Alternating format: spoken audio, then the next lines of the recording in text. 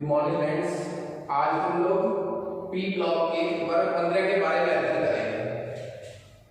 तो हमारा जो टॉपिक चल रहा था वो था वर्ग संख्या 15, वर्ग संख्या 15। देखिए, वर्ग संख्या 15 जो है उसके जो तत्व है, सबसे पहले हम उनके नाम पढ़ेंगे। हमारा टॉपिक होगा तत्वों के नाम, कोमा, प्रतीक तथा बाह्यतम कोश का विन्यास, बाह्यतम कोश का विन्यास। तो हमारा जो फर्स्ट टॉपिक था वो था तत्वों के नाम, प्रतीक तथा बाह्यतम कोश का विन्यास। तो देखिए, वर्ग 15 में 5 तत्व हैं। सबसे पहला कॉलम जो होगा वो होगा जेड का परमाणु क्रमांक का, उसके बाद तत्व का प्रतीक, उसके बाद तत्व का नाम और उसके बाद बाह्यतम कोश का विन्यास, बाह्यतम कोश का विन्यास। तो वर्ग 15 की जहां बात करेंगे, सबसे पहले आएगा नाइट्रोजन, परमाणु क्रमांक हो जाएगा 7। 7 नंबर पर नाइट्रोजन है। आपको प्रत्येक तत्व को लिखने का तरीका, उसका परमाणु क्रमांक आना चाहिए। नाइट्रोजन, उसके बाद आता है फास्फोरस। 15 नंबर पर कितने का डिफरेंस हो गया? 8 का। तो ये हो गया आपके पास फास्फोरस। उसके बाद आर्सेनिक,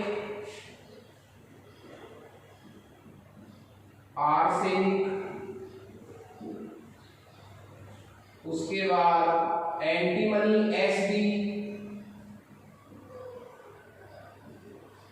और उसके बाद Bi या बिस्मिथ।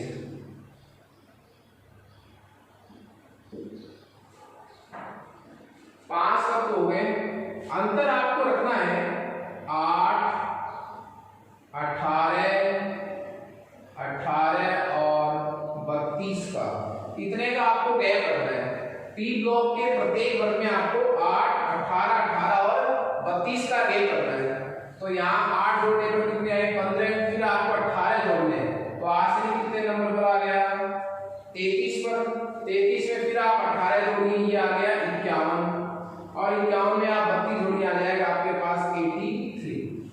तो आपको एक स्टार्टिंग के तत्वों का परमाणु क्रमांक याद रखना है। उसके बाद आपको कितना जोड़ना है? 8, 18 और 32।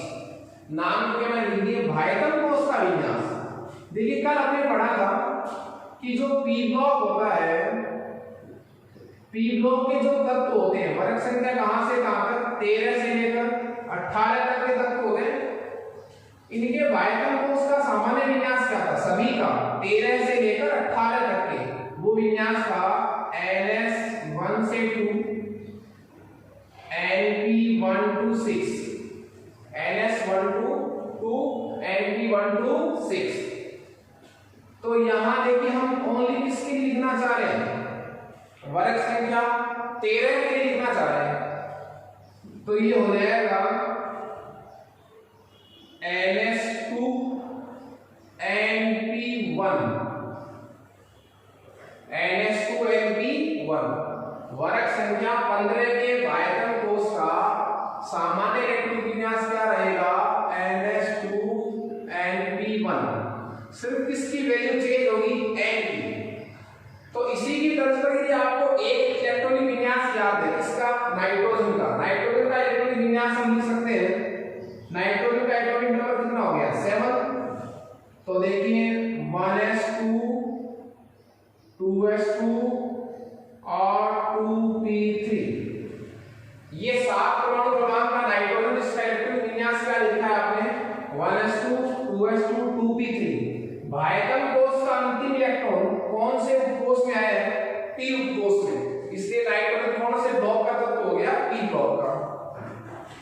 तो ये इसका विन्यास हुआ 1s2 2s2 2p3। बाह्यतम कोष कौन सा होगा? देखिए ये जो नंबर है 1s का 1, 2s का 2, 2p का 2, ये 2 क्या है? कोष। तो बाह्यतम कोष कौन सा हुआ? 2, 1 और 2, इसमें 3 तो कहीं आया नहीं है, तो बाह्यतम कोष कौन सा हो गया? 2। अब 2 में कितने इलेक्ट्रॉन है देखिए, ओनली 2 वाला विन्यास अलग देख लो आप। 2 का विन्यास क्या हुआ? 2s2 2p3 2p3। तो हम वर्ग संख्या 15 का विन्यास जो है वो क्या लिखेंगे? ns2np3 ns2np3 ने की np1। सिर्फ स्टार्ट कहां से कर रहे हैं? 15 से। तो नाइट्रोजन का विन्यास क्या आया? 2s2 2p3। अब आपको जब एक विन्यास यहां से पता लग गया तो बाकी के बाह्यतम कोष के विन्यास आप लिख सकते हैं। तो देखिए नाइट्रोजन का क्या लिखेंगे?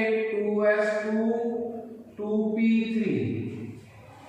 तो यहां से आप कॉमन विन्यास क्या निकाल सकते हैं? 2 की जगह यदि मैं n का मान रखूं तो ns2, वापस 2 की जगह रखा np3। सिर्फ किसकी वैल्यू चेंज होगी? n की वैल्यू चेंज होगी।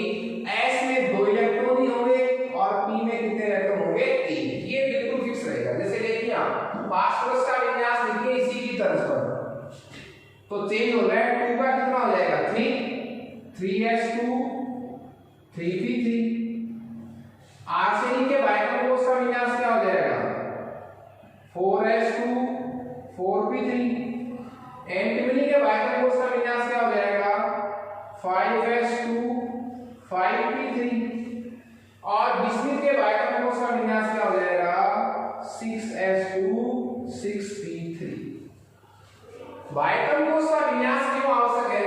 क्योंकि बाह्यतम कोष के विन्यास से हम बाह्यतम कोष में कुछ इलेक्ट्रॉन की संख्या ज्ञात कर सकते हैं और उसकी संयोजकता ज्ञात कर सकते हैं। तो यहाँ एक टॉपिक में हमने तत्वों के नाम, प्रतीक तथा बाह्यतम कोष का विन्यास लिखा। किसके लिए लिखा है? वर्ग संख्या 15 के लिए, जिनके लिए बाह्यतम कोष का विन्यास क्या है? ns2np3। ओके, इसके जस्ट बाद तत्वों के नाम और प्रतीक के बाद हम इनके कुछ ऐसे यौगिक पढ़ेंगे जो वर्ग संख्या 15 के तत्वों से बने हुए हैं और प्रचलित हैं, लोकप्रिय हैं, डेली जीवन में काम में आते हैं। तो हमारा नेक्स्ट टॉपिक रहेगा प्राप्ति स्रोत।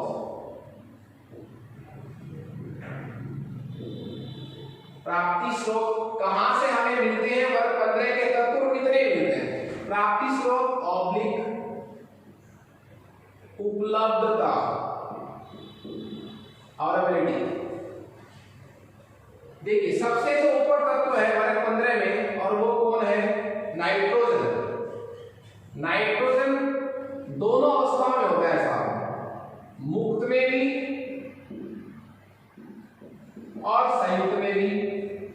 मुक्त अवस्था में भी और संयुक्त अवस्था में भी। मुक्त का मतलब होता है वायुमंडल में, तो वायुमंडल में नाइट्रोजन लगभग कितने प्रतिशत है? 78%।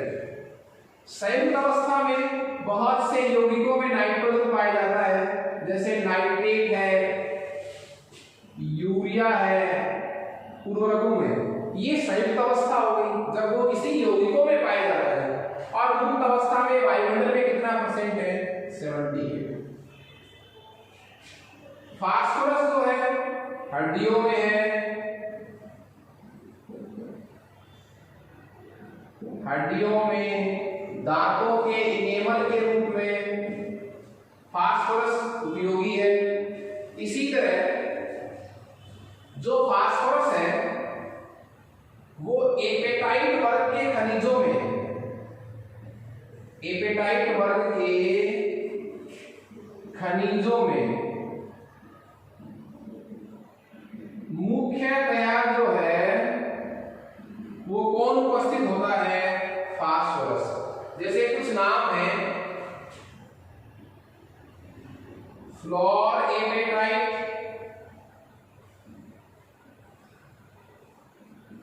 क्लोरएपेटाइट। एपेटाइट वर्ग के खनिजों में फास्फोरस मुख्यतया पाया जाता है। देखिए सोडियम के दो बहुत महत्वपूर्ण यौगिक हैं, एक तो है NaNO3 जिसका रासायनिक नाम क्या होगा, सोडियम नाइट्रेट, और एक है KNO3 जिसका नाम हो जाएगा पोटेशियम नाइट्रेट। ये तो इनके सिंपल रासायनिक नाम है, सोडियम नाइट्रेट और पोटेशियम नाइट्रेट। लेकिन जो सोडियम नाइट्रेट है उसका एक कॉमर्शियल नेम है और वो है चिली साल्टपीटर। और पोटेशियम नाइट्रेट का जो एक कॉमर्शियल नेम है वो है इंडियन साल्टपीटर। सोडियम नाइट्रेट और पोटेशियम नाइट्रेट को क्रमशः क्या कहते हैं, चिली साल्टपीटर और इंडियन साल्टपीटर। जो वर्ग 15 के तत्व हैं वो निकोजेंस भी कहलाते हैं। क्या कहलाते हैं, निकोजेंस। निकोजेंस का मतलब क्या होता है कि जिनमें निकोमाइड्स होते हैं उनके यौगिकों को क्या कहा जाएगा, निकोमाइड्स। वर्ग 15 के तत्वों को निकोजेंस क्यों कहा जाता है, क्योंकि उनके बनने वाले यौगिकों को अपन क्या कहेंगे, निकोमाइड्स। घुटन पैदा करने वाले, दम घोटू ग्रीक भाषा का शब्द है। कैसे तत्व है ये, दम घोटू, इसलिए इनको क्या कहते हैं, निकोजेंस। और इनसे बनने वाले यौगिकों को क्या कहते हैं, निकोमाइड्स। तो ये प्राप्ति स्रोत और उपलब्धता की कुछ इंपॉर्टेंट फॉर्मूले हैं, जैसे फ्लोरएपेटाइट का है, क्लोरएपेटाइट का है, चिली साल्टपीटर और इंडियन साल्टपीटर है। चिली साल्टपीटर और इंडियन साल्टपीटर के फॉर्मूले जो हैं बोर्ड के मॉडल पेपर में आपसे पूछे गए हैं, तो इन दोनों फॉर्मूलास को आप ध्यान रखेंगे।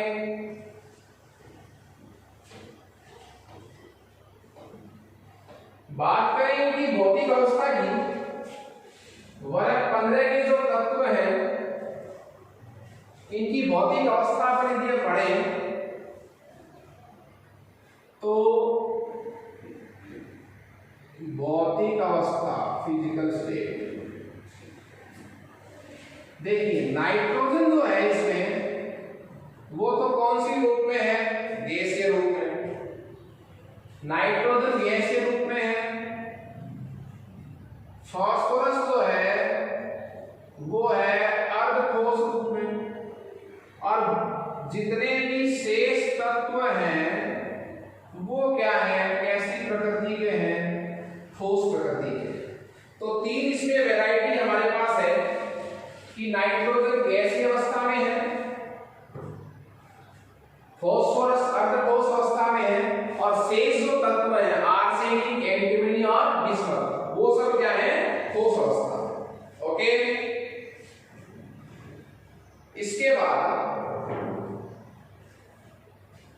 हम इनके भौतिक गुणों के बारे में पढ़ेंगे। भौतिक गुणों में इलेक्ट्रॉनिक विन्यास, आयनन ऊर्जा, विद्युतीयता, संयोजकता, धात्विक प्रकृति आदि के बारे में पढ़ेंगे।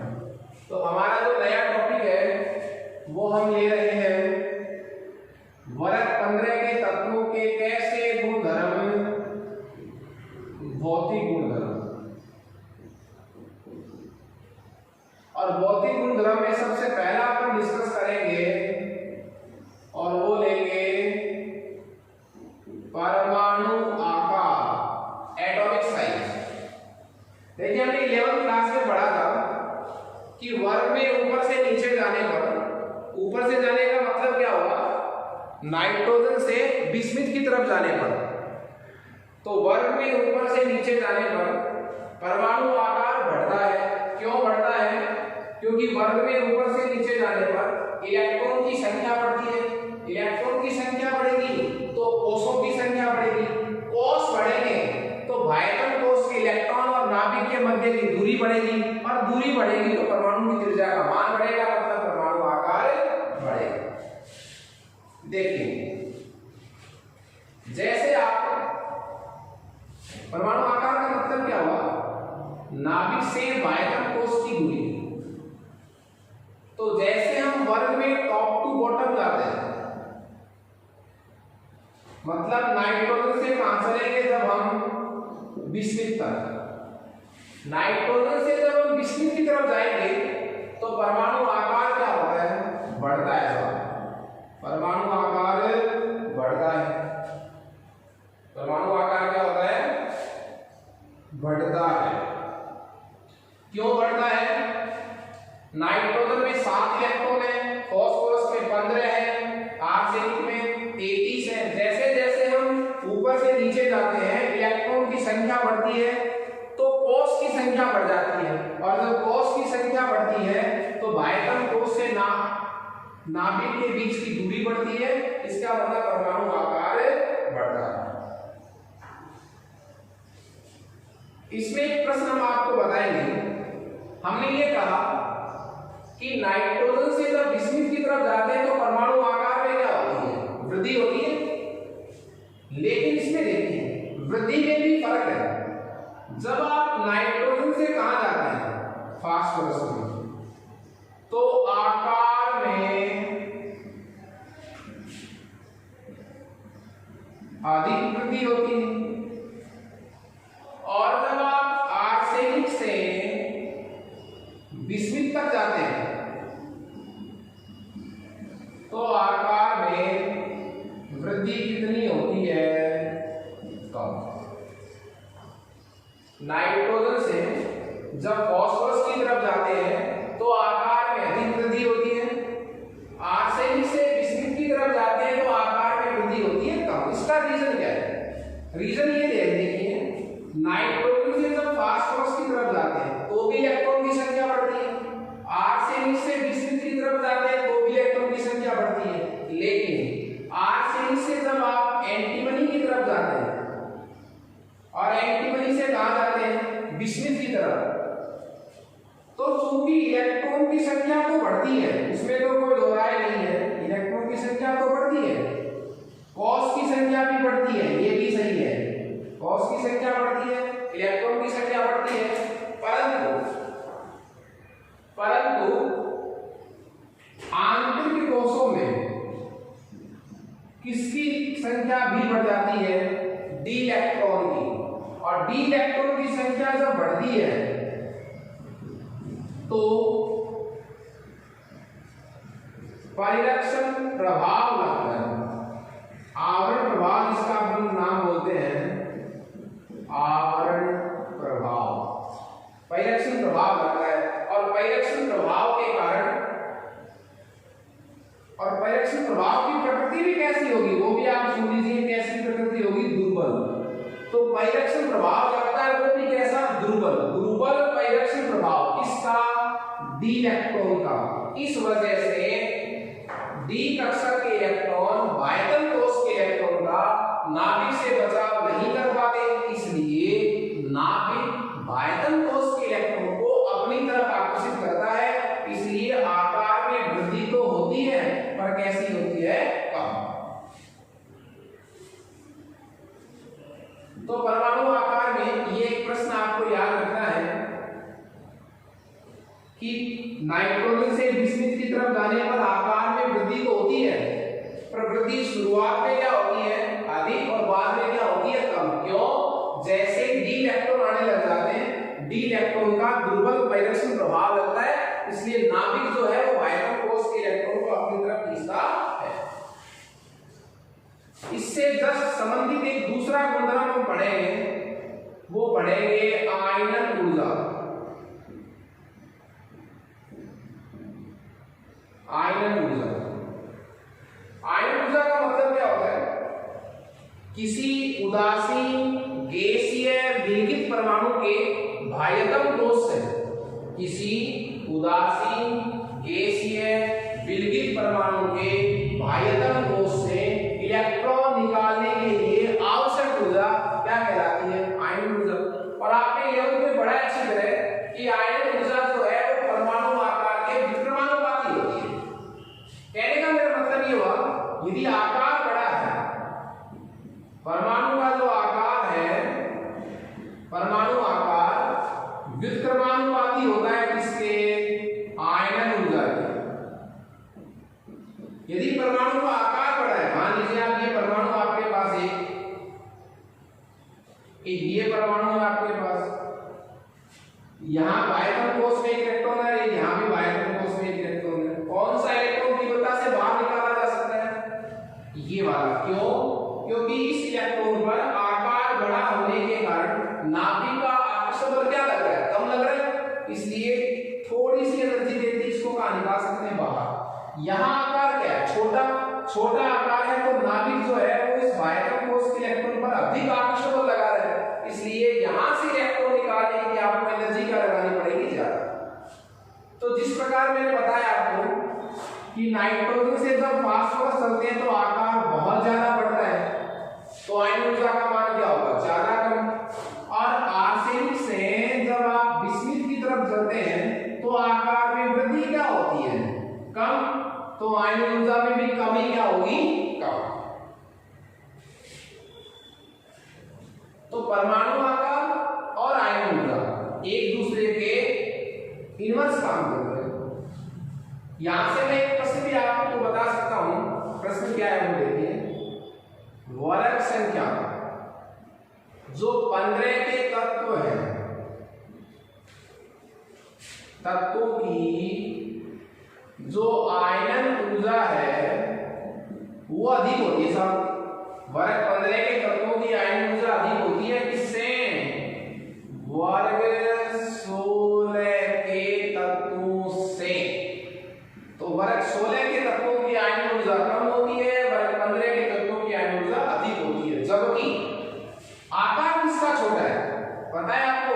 वर्ग 16 का आकार क्या है? कम। और वर्ग 15 का आकार क्या है? अधिक। आपको पता है बाएं से दाएं जाने पर आकार में क्या आती है? कमी आती है। तो देखिए अनुपात क्या हो गया? अभी आप कह रहे थे आकार जिसका छोटा आयन ऊर्जा उसकी अधिक। तो आकार छोटा किसका है? वर्ग 16 का। वर्ग 16 के तत्वों का आकार छोटा है, फिर भी आयन ऊर्जा किसकी ज्यादा है? वर्ग 15 के तत्वों की। उसका रीजन क्या है? उसका रीजन ये है कि जो वर्ग संख्या 15 है, वर्ग संख्या जो क्या है?